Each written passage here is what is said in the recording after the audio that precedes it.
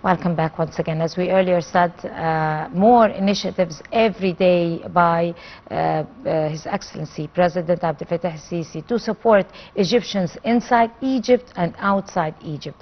This time, more initiatives, very powerful initiatives to support and empower the Egyptian expats worldwide, wherever they are representing Egypt, trying their best to build a better future for themselves and their families. We are just right, the Egyptian administration, I mean, we're just right behind them, supporting them, their backbone, and also empowering them. On that very important topic, we're very delighted to be having with us here, right in the studio, Mr. Mustafa Kamal Amir. He's a writer and he is based in Netherlands. In Netherlands. Half of my life. So we are talking Netherlands this time.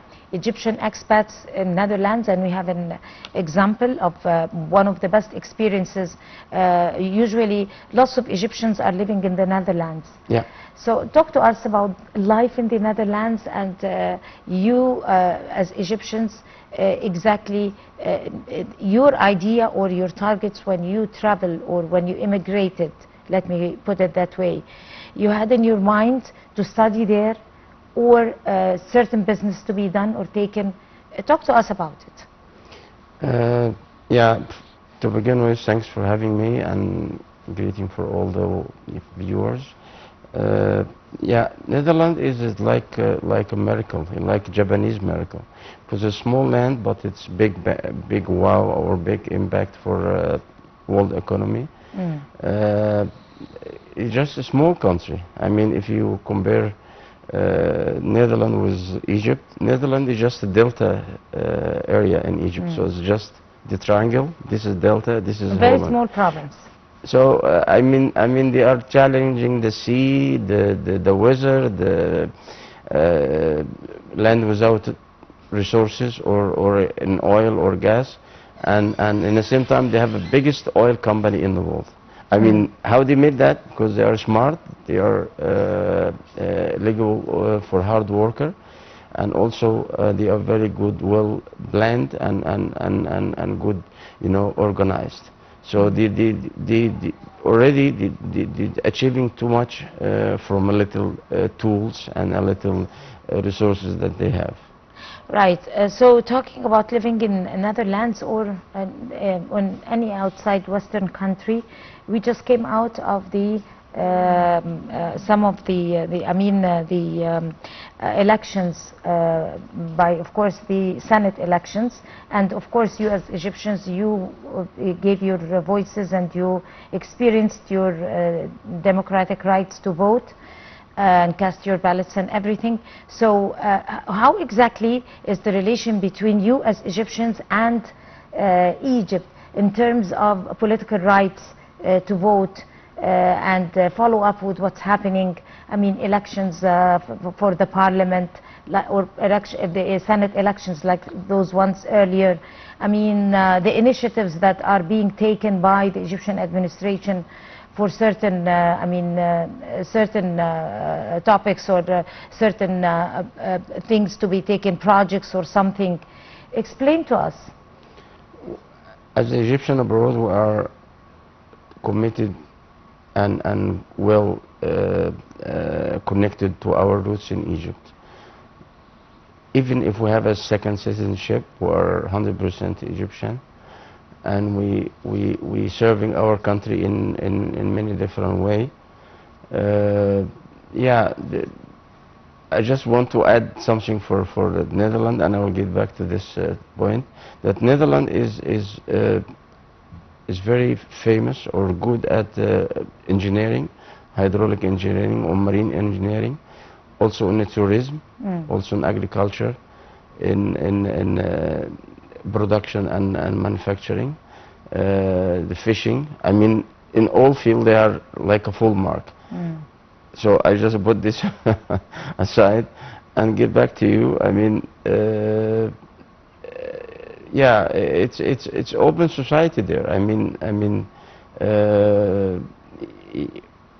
Yeah, you mean about the political right and how we connected to I mean, Egypt? Uh, the connection between we, you and the yeah, yeah, and your yeah, country yeah, yeah, and the government at the yeah, same yeah. time. Yeah, we did many time vote for referendum and also for a presidential election and parliamentary and also for the Senate and many time we went to the embassies and consulates for to yeah, to do our duty or our right to vote and to be in touch with or to do our right for voting, you know. That's So great. we So, did it many times and we'll do it again.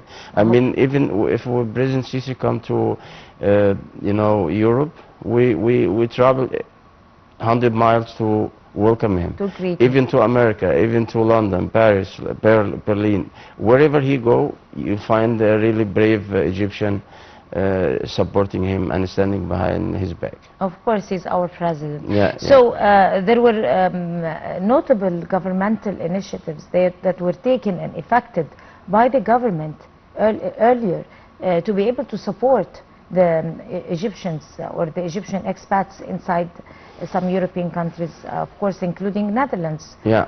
we believe. So talk to us about the most notable governmental initiatives taken by the government to be able to support the Egyptian expats inside Netherlands. We witnessing or notice that we have many initiatives. Your home in Egypt, your yeah, many initiatives. But I believe that we can make an even more yeah, direct steps, you know, to connect the Egyptian abroad with our homeland in Egypt. I mean, we have to invest in second and third generation there. So I just make a comparison how the amount that you invest in maintaining the Suez Canal, which is, you know, built by Egyptian, you can invest the same amount in Egyptian abroad because they having like transaction transmission and etc. and also they very keen to help our country with investment and etc. Not yeah, I mean, if you spend like 400 500 whatever the money is, try to make like a balance between this, that invest in our family, our children, our, you know, yeah, I'm not asking to give money for anyone, but just make a programs, you know, like yeah, anyway, I mean, to get this our kids back to or to be more loyal to our homeland. Otherwise they will vanish in different environment, different society and different culture. So I mean, this is our assets, so we have to be more, you know, yeah, to do all what we can do to get them on board. Tell us about the role of the foreign ministry. Of course, the foreign ministry is the bone core or the core and backbone of any Egyptian expat who is living anywhere abroad. So what is exactly the role of the foreign ministry in linking or establishing a link between the Egyptian expats and the government in Egypt? Yeah, Egyptian embassy abroad is our home. I mean, if we have any problem there, we went to the embassies. The new shift that the immigration minister back to the foreign affair or external ministry, it's good. I mean, to unify the policies and to but it's too, the loading is too high, too heavy. I mean, if you talk about 14 million Egyptian abroad, in section in external or I mean in the ministry here, I mean, it's too much. So we have to split the Egyptian abroad, especially in the Arab countries, because they are much different than Egyptian abroad in the West. They are totally different, you know, problem, different challenges, different. So if we can get the Egyptian abroad in Arab country, get back to the labor minister, so as it used to be, I mean, then we can fly. I mean, we are now connecting the plane with the car or with the auto, but both they cannot moving. I mean, the plane is not flying and the auto is not moving. So I mean, we're stuck. So we have to split. Yeah, Egyptian abroad. We have respect for our brother in Arab countries. Is no problem with that. But we just to organize and we can lift, we can take off. I mean, we can move forward. We can break the circle. Yeah, and I mean, yeah. I ask also for the Supreme Council of Egyptian abroad. I mean, not from the Egyptian abroad themselves, but all the institutions and the ministries that link with the Egyptians. So it's the Interior Minister, Defense Minister, you know, all institutions in Egypt that link with the Egyptian abroad, they can, you know, be in this Supreme Council that led by President Sisi himself, and they can meet two times a year. That they can yeah, you know, follow up the policies, implementing all the yeah, that's the way how it goes. I mean, otherwise we, you know, we stay in the same circle. That's why. But then how would those or such initiatives boost the, like I said, the financial projects or the whatever projects that are taken by the Egyptian expats inside European countries to be able to empower it and enforce it and enhance it so that they could be, in return, boost Egypt's economy?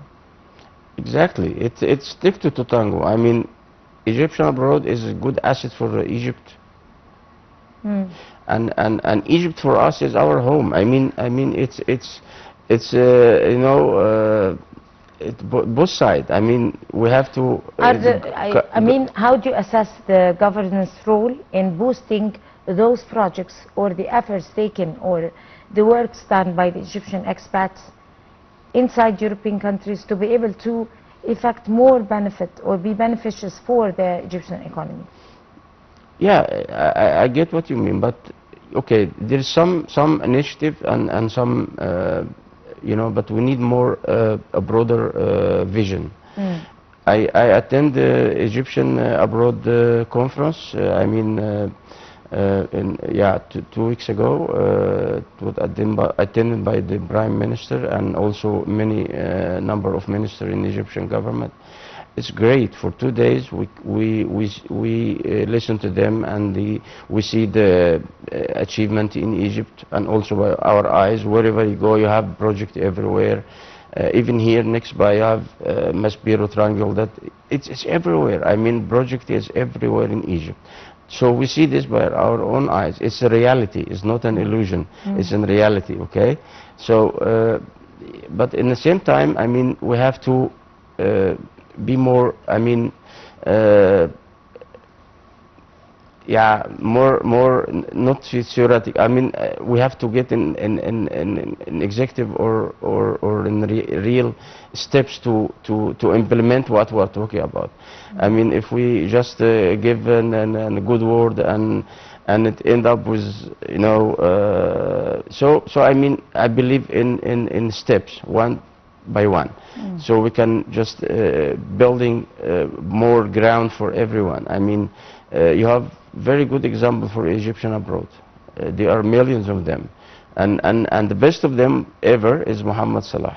I said that before. Mohammed Salah is a role model for Egyptian abroad, because since 2013 he just went to play in Switzerland and Italy, England, everywhere there, and he gave really shining model for Egyptian abroad. So yeah, I really admire him as best Egyptian ever at the moment.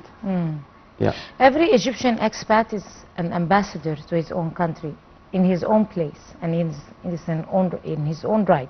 But at the same time, there are other also cultural initiatives aiming at preserving the identity, the Egyptian identity of Egyptians, especially for the new generations.